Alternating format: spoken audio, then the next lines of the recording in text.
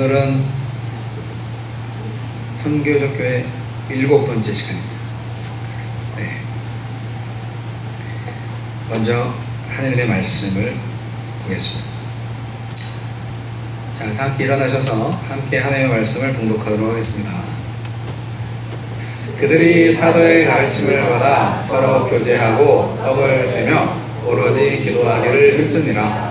사람마다 두려워하는데 사도들로 말미암아 기사와 표적이 많이 나타나니 믿는 사람이 다 함께 있어 모든 물건을 서로 통용하고 또 재산과 소유를 팔아 각 사람의 필요를 따라 나눠주고 날마다 마음을 같이하여 성전에 모이기를 힘쓰고 집에서 떡을 떼며 기쁨과 순전한 마음으로 음식을 먹고 하나님을 찬미하며 또 온 백성에게 칭송을 받으니 주께서 구원받는 사람을 날마다 더하게 하시니라. 아멘.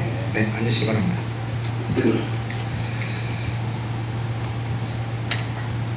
사랑하는 지구촌교회 성도 여러분, 지난 시간에 우리는 선교적 교회란 교회의 성공이 아니라 하나님 나라다 라는 말씀을 나누었습니다.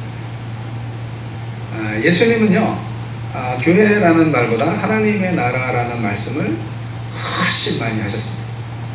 마태복음 13장에서 하나님의 나라에 대해서 예수님이 비유를 들어서 말씀하셨다는 거 기억나시죠?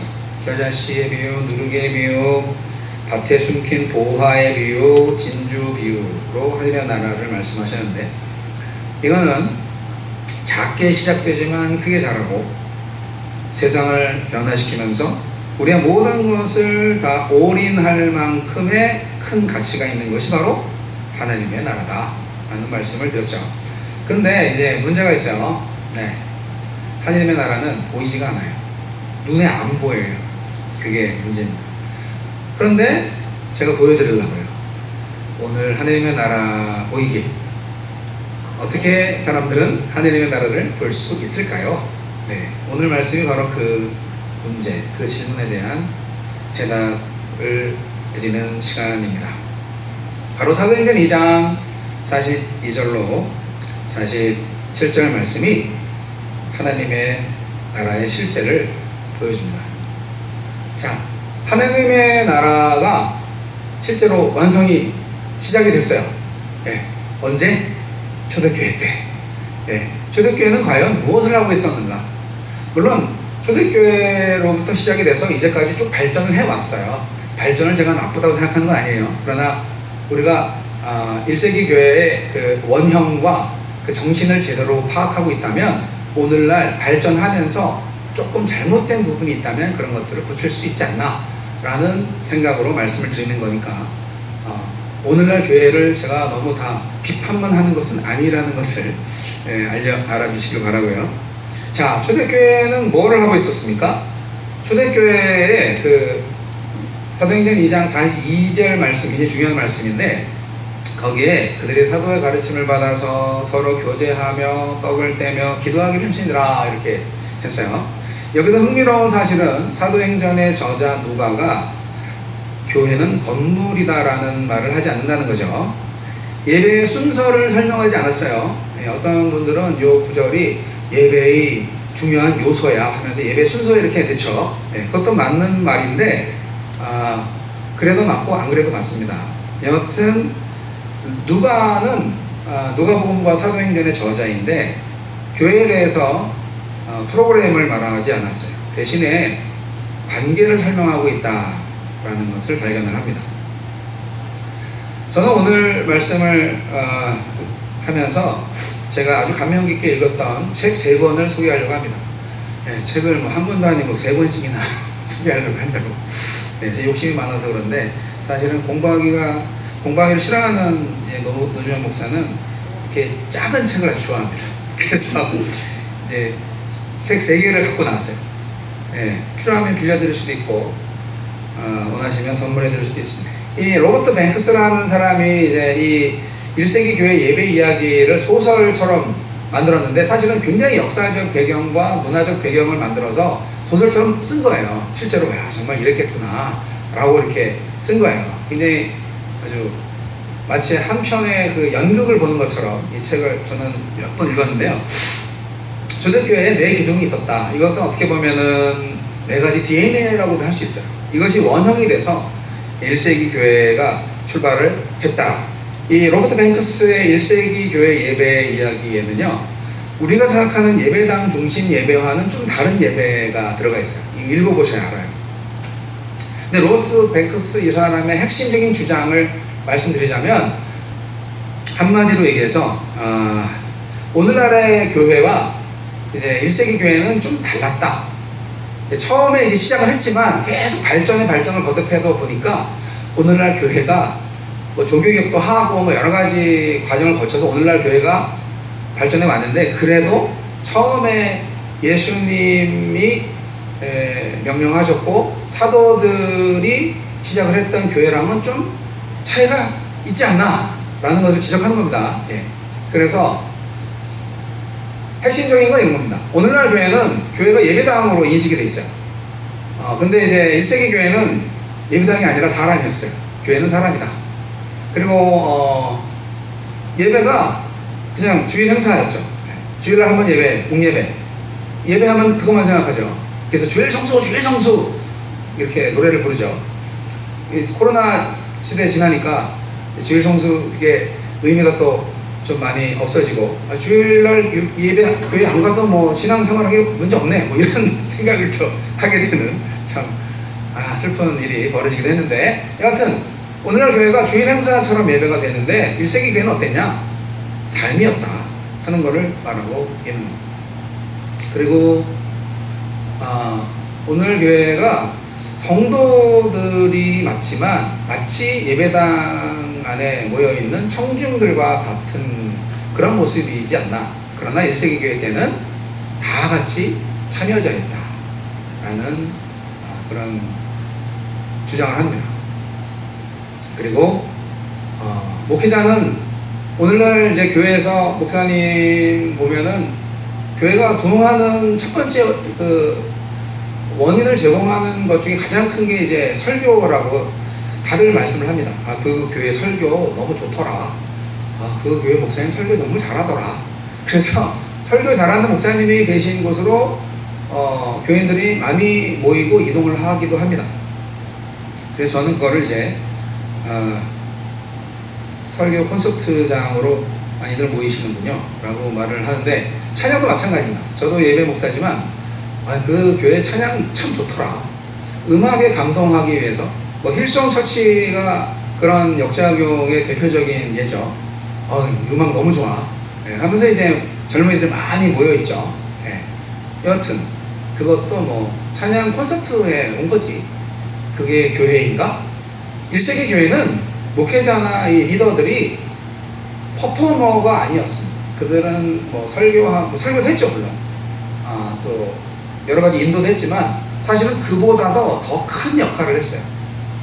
장로로서, 감독으로서, 선생으로서, 목자로서, 아버지로서 그런 리더 역할을 한 거예요. 그 그룹 공동체에서 섬기는 리더십을 발휘했던 사람들이었습니다. 글씨가 좀 작아가지고 잘 안 보이실 텐데 제가 파일로 다 나와 드릴 테니까 교인 단체 카톡방에서 나중에 잘 보시기를 바라고요. 이 1세기 교회 예배가 그야말로 가정 중심이었다라는 것이 저한테는 참 많이 와 닿았습니다. 교회 건물이 없었어요. 1세기에는 대부분 가정집에서 모였어요. 브리스길라와 아굴라 집이 교회였잖아요. 바울이랑 같이 살던 그 집. 결국 뭐냐? 교회는 장소가 아니라 사람이다 라는 것을 성경이 말해주고 있는 거고요. 그리고 이게 가정 중심 예배였으며 또한 참여형 예배였다. 결국 사실 이 참여형 예배라는 건 뭐냐? 찬송도 있고 가르침도 있고 계시도 있어요. 여기저기에서 뭐 기도의 제목을 나눌 수도 있고 이렇게 할 수 있어요. 뭐 좀 약간 형식이 좀 자유로운 그런 모습이었을 것 같아요. 그런 건 어떤 걸 말하자면 모든 성도가 사역자다라는 생각을 하게 되는 거예요. 모든 성도들이 목사급의 그 영성을 가지고 목사급의 그 성경 지식과 경험과 결단을 가지고 초대교회 때는 가정에서 모이지 않았을까 그런 생각을 해봅니다. 그리고 또 한 가지는 이게 그 식탁 중심이었다는 것이 굉장히 재밌습니다. 오늘 말씀을 잘 보시면 그 밥 먹는 말씀하고 떡을 떼는 말씀하고 살짝 구분되어서 말씀하시기도 하고 연결해서 말씀하시기도 해요. 성찬과 식사가 분리되어 있지 않았어요. 초기에는 46절에 떡을 뗀다는 표현이 따로 되어 있잖아요. 식탁은 뭡니까? 식탁 자체가 예배였다는 거예요. 밥 먹는 거. 또 교제 자체가 예배였다라는 거예요. 선교가 일어나는 그 장소가 가정이었고 예배가 바로 선교가 되었다. 뭐 이렇게 개념이 막 혼동되면서 가정에서 모든 것이 다 이루어졌다는 것을 로버트 프랭크스는 1세기 교회 예배 이야기에서 하고 있습니다. 결국 이건 뭐냐 하는 건데요. 제가 한 달 전쯤에 이런 말씀 드렸죠. 매체가 메시지입니다 라는 말씀 드린 적 있어요. 매체가 메시지다. 결국 이 공동체 자체가 메시지가 된 거예요. 공동체가 메시지예요. 그리고 가장 중요한 것은 성령 중심이었다는 것을 말하고 있습니다. 기사와 이적이 나타나고 성령이 충만히 역사하셔서 그야말로 이 예배 순서를 기가 막히게 이렇게 만들기보다는 제가 과거에 500명 중형 교회에 있을 때는 30초 1분 단위로 예배 콘티를 짜서 이제 예배위원들한테 쫙 복사해서 나눠드리고 칼같이 방송하듯이 그렇게 예배를 인도했다는 적도 있는데 뭐 그게 의미가 없다는 건 아니지만 그것만이 능사가 아니다. 중요한 것은 예배 순서보다 성령의 인도하심, 성령의 역사하심이 중요하다 하는 말씀을 드린 겁니다. 결국 프로그램보다는 생명이라는 얘기죠. 그리고 가장 중요한 거, 인생, 삶이 중심되어 있다는 것입니다. 예배는요, 주일날 1시간, 2시간이 아니고요, 일주일 전체가 예배였다 라는 것입니다. 1세기 교회는요. 로마서 12장 1절 말씀 기억하시죠? 너희 몸을 산 제물로 드려라. 삶이 예배인 거예요. 그러니까 초대교회 예배는 건물이 아니라 사람이었고, 관람이 아니라 참여였고, 행사가 아니라 공동체였고, 주일이 아니라 삶이었다라는 말씀입니다. 대부분 가정집에서 모였다는 게 참 어떤 면에서는 오늘날 저는 한 번도 가본 적 없지만 중국에 있는 가정교회들이 오히려 성경적인 교회의 모습을 가지고 있나? 라는 생각을 하게 되기도 합니다. 함께 식사하고 함께 말씀 나누고 함께 기도하는 공동체, 예배와 삶이 분리되지 않는 것. 교회는 일주일에 한 번 가는 장소가 아니라 함께 살아가는 공동체. 자, 그러면 왜 하나님은 이런 공동체를 만드셨을까요? 그것은 하나님의 나라의 가치관이 다르기 때문입니다. 인간들의 가치관이 달라요. 인간들의 모임, 인간들의 성취랑 다릅니다. 하나님 나라의 가치관이 이제 그 사도행전 43절부터 47절 상반절까지 나와 있는 모습들로 다시 설명되는데요. 어떻게 그렇게 살 수가 있지? 여러분, 믿는 사람이 다 함께 있어 재산과 소유를 팔아서 날마다 마음을 같이 하여, 뭐 이런 말씀을 막 읽으면은요, 여러분 이거 공산주의 아니야 이거? 그런 생각 안 듭니까? 아니에요. 이건 제도가 아니잖아요. 지금 초대교회 때 이렇게 사람들이 살았다라는 것을 누가가 지금 기록한 거 아니에요. 이거는 팩트고요. 이것은 이야기예요. 제도, 법이 아니고요, 사랑입니다. 억지로 나눈 게 아니잖아요. 성령 안에서 자발적으로 기쁨으로 나눈 거잖아요. 어떻게 왜 그럴 수 있었을까요? 정답은 하나, 하나님의 나라가 임했기 때문입니다. 예수님은 자기 중심적 사람들을 하나님 나라 백성으로 바꾸신 거예요. 이것이 교회의 출발이고 이것이 교회의 비밀입니다. 로버트 프랭크스는 이어서 그 1세기 교회 예배 이야기 다음으로 1세기 그리스도인의 하루 이야기라는 책을 또 썼어요. 연결되는 책인데요. 이 책의 핵심 메시지는 그리스도인은 주일에 교회에 가는 사람이 아니라 매일 하나님 나라를 살아가는 사람이다 라는 주제로 내용이 되어 있습니다. 1세기 그리스도인들은 그러면 월요일부터 토요일까지 어떻게 살았을까? 그런 상상 한번 해보신 적 있으신가요? 우리가 오해하고 있는 게 교회는 예배다 뭐 이런 생각을 하게 되는데요. 그러나 1세기 교인들은 교회는 삶이다 뭐 이런 개념이 확 박혀 있었던 거죠. 글씨가 좀 작아서 잘 안 보이기 쉽지만 나중에 보시도록 하고요. 1세기 그리스도인들은요, 똑같죠. 사람이 사는 게 똑같지 않겠어요? 아침에 일터로 가죠. 상인들, 직공들, 뭐 농부, 뭐 노예들도 있었어요. 그 당시에는 대부분 평범한 사람들이었는데 바로 그 일터가 선교지였다는 것을 말하고 있습니다. 그들은 삶 속에서 복음을 전했고요. 친구, 가족, 직장 동료들, 시장 사람들 이런 관계를 통해서 복음이 전달됐어요. 전도 프로그램이 새로 따로 있었던 것은 아닙니다. 이게 선교가 이벤트가 아니라 일상이라는 말을 말하고 있는 겁니다. 그리고 집이 교회였어요. 저녁이 되면 사람들이 집으로 모였죠. 함께 먹고 함께 기도하고 함께 말씀을 나눴습니다. 이 가정이야말로 하나님 나라의 전초기지입니다. 가정이 복음화가 되지 않으면, 가정에 행복이 없고 가정에 사랑이 없으면 교회가 되겠습니까? 가정이 교회의 출발이고 원초적인 교회예요. 가정이 망가졌는데 교회 열심히 봉사하고 교회 열심히 나와서 이렇게 뭐 한다. 많이 잘못된 거죠. 그리고 나누는 거가요 자연스럽게 이루어졌어요. 이 사람의 마음이요 억지로 해서 되는 게 좋은 게 아닙니다. 나눔이 자연스러웠다는 게 저는 초대교회 모습에서 가장 감동적인 부분이에요. 가난한 사람, 병든 사람, 과부, 고아들의 필요를 채워준 거 아니겠어요? 사랑은 이론이 아니고 행동이다 하는 것을 초대교회 성도들은 그대로 보여줬습니다. 누가 시키지도 않았는데.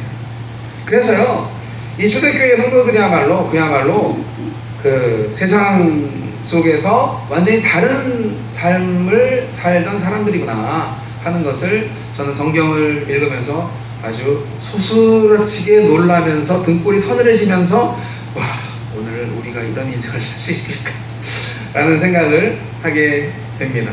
로마 제국은요, 권력, 계급, 돈으로 세상을 지배했어요. 그렇지 않습니까? 하지만 교회는 어때요? 사랑과 섬김과 평등으로 움직였습니다. 그 당시 노예들이 있었지만, 여러분 이 책을 읽어보시면 알지만 노예와 이 그 귀족이 한 방에 모여서 같이 밥 먹고 같이 이야기하는 그런 장면을 서술해 놨어요.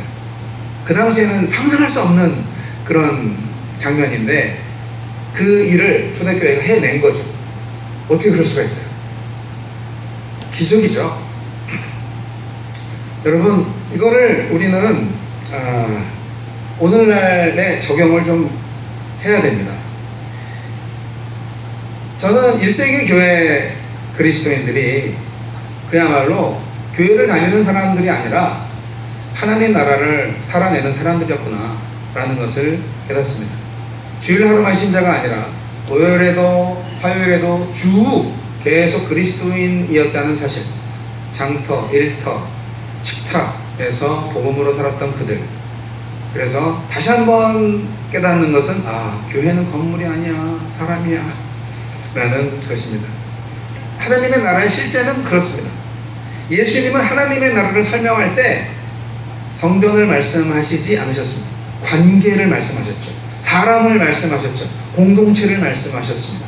그래서 이 사도행전 2장은요 하나님 나라의 쇼윈도우예요. 세상은 이 교회를 보면서 하나님의 나라를 본 거예요. 여러분 우리는 어떻게 오늘 무엇을 배워야 합니까? 여러분 교회 이제 예배당에 빈자리가 많으면은 이제 이 자리를 채워야 되지 않겠습니까? 하면서 이제 열심히 기도하고 우리 몇 명 목표로 이렇게 기도합니다. 나쁜 것은 아닙니다. 필요합니다. 저도 꽉 찬 예배당에서 같이 예배하면 참 좋겠다 라는 생각합니다. 그러나 그런 목표를 이루기까지 우리가 잃어버리지 말아야 할 것은 진정한 예배와 진정한 선교가 무엇인가, 그것을 먼저 깨닫고 정도를 걸어가자 하는 얘기를 하고 싶습니다. 이 로버트 뱅크스가 이제 1세기 그리스도의 선교 이야기를 또 썼어요. 오늘 많은 사람들이 선교를 특별한 사람들만 하는 일이라고 생각을 합니다. 선교사로 파송받아서 해외로 가거나 전도 프로그램에 참여하는 것을 떠올리죠. 그러나 로버트 뱅크스는 1세기 교회의 모습을 연구하면서 전혀 다른 모습을 발견한 거예요. 초대교회는 우리가 생각하는 것처럼 전문 선교사 중심으로 성장하는 것은 아니었습니다. 후대에 12제자들이 사도가 되고 7집사가 사도가 되고 하는 것들을 우리가 좀 신학화시키고 좀 이렇게 조직화시킨 부분은 있어요. 그러나 사도행전 전체를 살펴보면서 교회들이 막 펑펑펑펑 이렇게 폭발하는 거를 보면은, 그렇죠, 사도가 있었죠. 바울과 바나바와 같은 특별한 사역자들이 있었어요. 그러나 그런 사람들만 있었나요? 아니에요. 그들과 더불어서 엄청나게 많은 사람들이 있었어요. 오늘날로 말하면 평신도라고 할 수 있겠지만 그야말로 1세기 그리스도인들 모두가 다 선교사였음이 분명합니다. 그들은 시장에서 일하는 상인이고 목수였고 직공이었을 거예요. 어떤 사람은 노예였을 거예요. 그들은 그냥 예수 믿고 살았어요. 특별한 선교 프로그램을 이용한 것도 아니고 선교사로 파송받은 것도 아닌데 그들은 선교를 이미 하고 있었습니다. 어떻게? 관계를 통해서. 여러분, 1세기 교회는요, 오늘날과 같은 전도 집회나 교회 성장 전략이 없었을 겁니다. 바울 사도 같은 경우에 이제 가끔 이제 공중 집회를 하기도 했지만, 기획적으로 한 건 아니기 때문에 그렇게 또 공중 설교에서 또 몰매 맞고 붙잡혀가서 감옥에 갇히고 이런 일이 있었지 않았습니까? 기획 행사는 아니었죠. 네. 초대교회 때도 그렇고 제가 예수 믿고 처음 친구들한테 복음을 전할 때도 마찬가지였어요. 복음은 친구에게 전달됩니다. 가족에게서 가족으로 전달이 됩니다. 직장 동료에게서 직장 동료에게로 전달이 되죠. 사람들은 그리스도인의 삶을 보면서 질문하기 시작했어요. 저는 그렇게 분명히 질문했을 거라고 상상을 합니다. 저 사람들은 어떻게 저렇게 우리랑 다르게 살까? 저 사람들은 어떻게 원수를 용서하지? 미쳤나 봐. 왜 저 사람들은 지들도 가난한데 저 가난한 사람들을 돕고 있는 거야? 왜 저 사람들은 죽음 앞에서 저렇게 희망을 잃지 않을 수 있을까? 이렇게요. 복음은 설교 이전에 삶으로 증명되었습니다. 가정이 선교의 중심지였고 나눔과 섬김이 복음을 증명했습니다. 전염병이 막 돌아왔을 때도 있었어요. 그 도시에 많은 사람들이 도시를 떠났을 때 그리스도인들은 남아서 병든 사람들을 돌보기도 했습니다. 그 모습을 세상이 본 거예요. 그래서 저렇게 할 수 있는 능력이 어디서 나오는 거야? 그랬을 때 복음을 접하게 되는 거죠. 그래서 이 사람들이 핍박받아서 흩어지잖아요. 다시 거꾸로 가면 흩어져도 그것이 선교가 되는 거죠. 예. 박해로 인해서 사도행전 8장을 보면 박해로 흩어지잖아요. 교회가 인간적으로 보면 실패처럼 보여요. 하지만 하나님이 그 흩어짐을 또 사용하셨죠. 성도들이 가는 곳마다 복음이 전파됐고요, 교회가 세워졌습니다.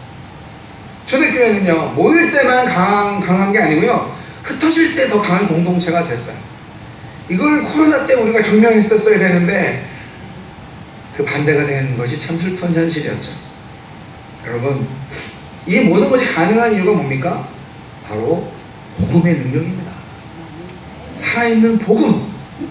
우리가 복음을 제대로 가지고 있으면 우리 교회가 이러한 능력을 발휘할 수 있다고 저는 믿습니다. 복음이 사람을 변화시켜요. 복음이 사람을 변화시킨 거예요. 그 복음이 사람 안에 들어와서 이 사람을 통해서 복음이 역사하는 거예요. 그래서 다른 사람들에게 전달되고 그 다른 사람들이 변화되는 거죠. 그래서 세상이 변화되는 거죠. 1세기 그리스도인의 선교는 특별한 프로그램이 아니라 하나님 나라를 살아내는 삶 자체였다. 그렇게 말씀드리고 싶습니다. 이 책 3개를 강력하게 추천하고요.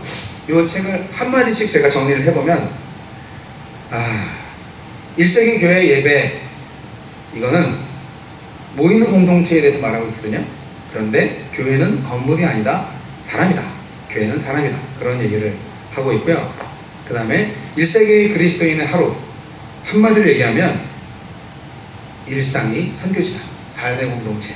그걸 말하고 있고, 그 다음에 이제 1세기 그리스도의 선교, 그리스도인의 선교 이야기를 말한다면 그것은 흩어지는 공동체. 그것은 뭐예요? 당신이 바로 선교적 교회입니다. 라고 말씀드릴 수 있는 거예요.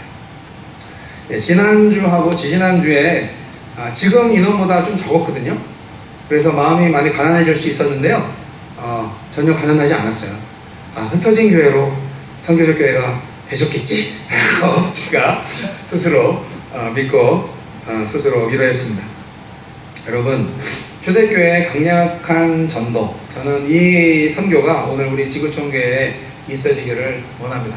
사도행전 2장 42절 말씀에는 이 강력한 하나님 나라의 그 실제 말씀, 교제, 식탁 그리고 기도에 대해서 말하고 있고, 그 다음에 이 사도행전 42절 말씀을 딱 해놓고 누가 사도께서는 43절부터 47절 상반절까지 그러니까 하면서 그 초대교회의 4가지 DNA를 통해서 이렇게 됐어, 이렇게 우리는 살았어 라고 설명한 거라고 저는 그렇게 해석을 합니다.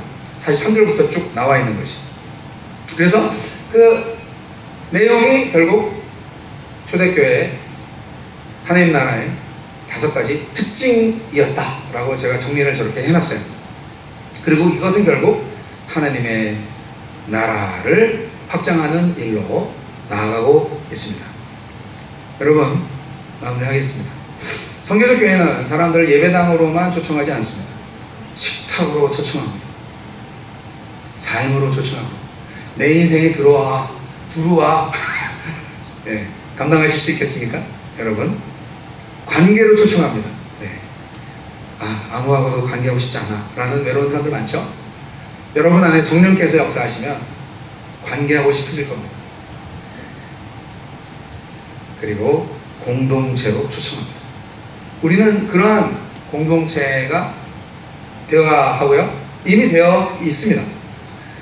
사도행전 2장 43절로 47절까지 말씀, 이것이 요약적으로 선포한 42절 말씀을 디테일하게 풀어주신 말씀과 같은데요. 여러분, 말씀과 교제, 식탁과 기도라는 이 4가지 기둥이 2가지 열매를 맺었다고 정리해 보겠습니다. 나눔과 구제, 그리고 선교와 전도라고 말입니다. 우리가 작년 성경 공부를 하는 이유도 단순히 성경 지식을 늘리기 위해서 하는 건 아니잖아요. 성경과 사도의 가르침 안에서 함께 배우기 위해서입니다. 하나님 나라 공동체를 경험하기 위해서입니다. 우리가 서로를 위해서 기도하는 이유도 단순히 종교 행위를 하기 위해서가 아니죠. 함께 하나님 나라를 살아가기 위해서입니다. 여러분, 하나님의 나라입니다. 우리의 교회가 1세기 교회를 그대로 만들 수는 없을 겁니다. 그러나 1세기 교회의 원형의 교회의 모습을 잘 배워서 그 정신을 다시 회복하고, 형태는 좀 달라도 우리가 건물을 가진 교회로 발전한다 할지라도 1세기 교회의 핵심 내용을 절대로 잃어버리지 않는 그런 공동체가 되었으면 좋겠습니다. 저와 여러분이 바로 선교적 교회입니다. 기도하겠습니다. 하나님 아버지,